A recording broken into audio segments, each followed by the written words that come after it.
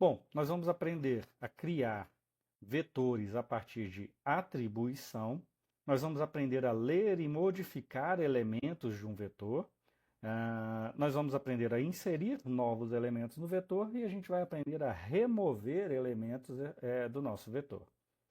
A gente vai aprender a descobrir a dimensão, ou seja, a quantidade de elementos armazenados dentro do vetor. Isso vai ser muito importante porque a gente precisa ter essa informação para poder manipular muitas vezes esses elementos. E a gente vai aprender a percorrer elementos dentro de um vetor. Então, todas essas são as operações básicas que a gente vai aprender a lidar com o vetor. E depois, dentro dos nossos programas, a gente vai precisar aplicar essas operações básicas. Então, é muito importante entender o que são essas operações, como usar a linguagem para realizar essas operações e depois, na construção dos nossos programas, a gente identificar quando e onde a gente vai precisar manipular o vetor através desses tipos de operações aqui. Bom, primeiro, para criar vetor através de atribuição, o que a gente tem? A gente tem aqui a criação de vários vetores pela atribuição. Então aqui eu estou criando uma variável e pela sintaxe do Python eu estou criando essa variável para armazenar os vários valores. Aqui eu tenho um vetor de numéricos, considerando que o tipo numérico, então, caracteriza uma estrutura homogênea. Então eu estou dizendo, olha, aqui só tem números. Podem ser números inteiros ou números reais. Então aqui eu estou dizendo, olha, abrir colchetes, isso faz parte da linguagem, então a atribuição a gente já conhece, é o símbolo igual, né? Antes do igual vem o nome da variável. Depois, agora a gente vai aprender a lidar com vários valores. Então nós vamos definir aqui, nós estamos definindo 1, 2, 3, 4, 5 valores para a variável vetor numéricos e os valores são 2, 4.3, 6, 8.2 e 10.8. Então, temos apenas valores numéricos, né, inteiros e reais, e a sintaxe aqui, que é o que a gente está querendo aprender agora, é definir os colchetes, os valores dentro de colchetes. E dentro dos colchetes, então, a gente tem cada valor separado por vírgula. Dessa maneira, eu estou definindo todos os valores para uma variável de uma única vez, através de uma única atribuição. A gente tem aqui um segundo exemplo com valores inteiros. Então, olha, a sintaxe ela é mantida, os valores aqui mudam. Então, eu abro colchetes, fecho colchetes para definir todos os valores ali do meu vetor. E depois eu defino dentro dos colchetes todos os valores, cada um dos valores, separando-os por vírgula. Então, é o 2,4, 6, 8, 10. Números inteiros separados por vírgula. Depois a gente tem um vetor somente de números reais. Então vejam que aqui a gente manipulou números de uma forma mais genérica, valores inteiros e valores reais, caracterizando os nossos vetores como homogêneos por lidarem com valores numéricos, independente de qual tipo do valor numérico, inteiro ou real, valores apenas inteiros, valores apenas reais. Então, do ponto de vista conceitual para a gente, são três vetores de um único tipo, numérico, inteiro ou real. Então, os números reais aqui são 2.1, que é o número real, 2, parte inteira, 1, parte fracionada. O número 4.3, 6.0, 8.2, 10.8. Definimos, então, cada um dos números separadamente através das vírgulas e todos eles dentro dos colchetes. Isso faz parte da linguagem para a atribuição. Definimos depois um quarto vetor com valores booleanos, um quinto vetor com valores string. Então vejam, valores booleanos são true e false, então um vetor de valores booleanos só pode ter valores true ou false aqui dentro. Valores string só podem ter valores textuais, então um valor textual está definido com as suas aspas. Então aqui eu tenho o meu primeiro valor textual que é alfa, o meu segundo valor textual que é o bravo, o meu terceiro valor textual que é celta. Então esse vetor strings tem alfa, bravo e celta como valores, três valores textuais, cada um deles foi definido ali com as suas aspas dentro do colchete. Ok, estou respeitando a sintaxe da linguagem para definir vetores por atribuição. E aí, se eu simplesmente abrir e fechar colchetes, eu estou definindo um vetor vazio.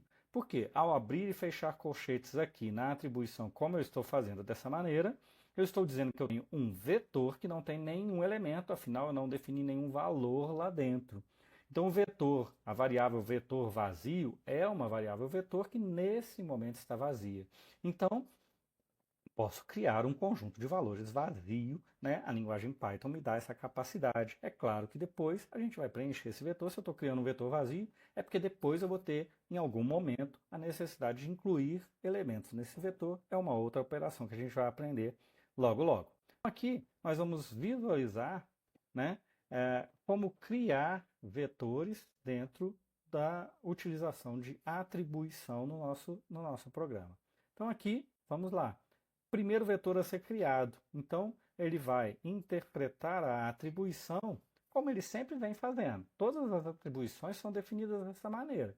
Primeiro, ele vai avaliar o que vem depois do igual. Para quê? Para identificar qual é o valor e agora, a partir de agora, quais são os valores atribuídos àquela variável, né? Então, aqui o que a gente tem? Um conjunto de valores. Então, essa variável vai ser um vetor com um conjunto de valores que está sendo definido pelo colchetes aqui, né? Então, aqui ele vai avaliar cada um dos valores individualmente, para identificar, né? Porque como a gente já sabe, eu já falei com vocês, cada valor pode ser definido por uma expressão que vai resultar aquele valor. Então ele está avaliando aqui as expressões que definem cada um dos valores, são expressões essas definidas pelos próprios valores. Então eu poderia ter 8,2 vezes 2, o resultado seria 16,4. Então ele avalia essas expressões para identificar cada valor individualmente. Depois que ele avaliou cada um dos valores, ele agora vai agrupá-los em uma estrutura, né, de lista e vai atribuir essa lista ao nosso vetor, a nossa variável chamada vetor numéricos. E aqui, então, tem uma nova janela, inspetor de objetos, que eu mostrei para vocês quando a gente aprendeu funções, né? Agora eu vou mostrar para vocês o vetor internamente, como que esse vetor está sendo definido, como que essa variável está definida. Ela é uma variável com 5 valores, onde cada valor tem associado a ela um índice. Então eu tenho um índice 0, tenho um índice 1, tenho um índice 2, um índice 3, um índice 4, que é uma referência, como se fosse o endereço da nossa casa. O endereço da nossa casa tem o nome da rua e tem o número. Então, esse endereço caracteriza cada casa. Cada casa tem os seus moradores, né? Então, aqui, o endereço 0 está armazenando o valor 2. O endereço 1 está armazenando o valor 4,3. Futuramente, nós vamos usar esse endereço para referenciar um lugar onde eu tenho um valor armazenado. Então, quando eu precisar acessar o quarto valor do meu vetor, eu vou lá no índice 3 e obtenho ou altero o elemento que estiver armazenado naquele índice. Então, nunca esquecer que em vetor a gente tem dois componentes aqui, né?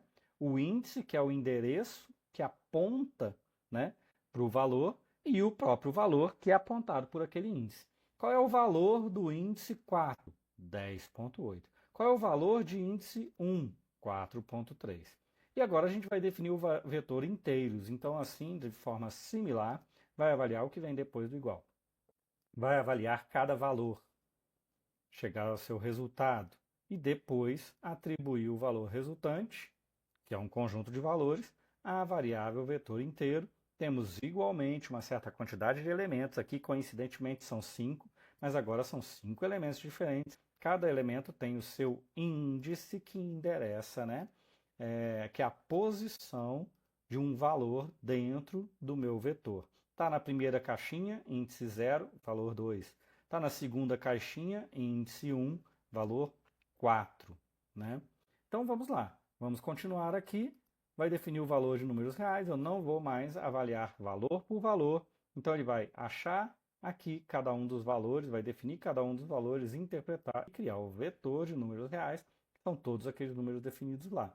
Agora vai criar uma variável de valor, vetor booleano, de nome, né? Vetor booleano, né? Vetor booleanos, e vai ter lá os 4 valores. Então agora tem uma diferença. Os vetores anteriores tinham 5 valores, agora a gente tem um vetor com 4 valores. Então eu defini quantos valores eu precisava para aquele vetor. Aqui nós temos um terceiro vetor, mais um vetor de string que tem 3 valores.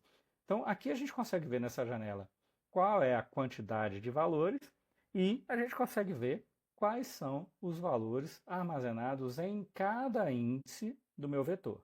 Então, se o meu vetor tem 3 elementos, eu tenho os índices 0, 1 e 2. Isso é fixo, tá, pessoal?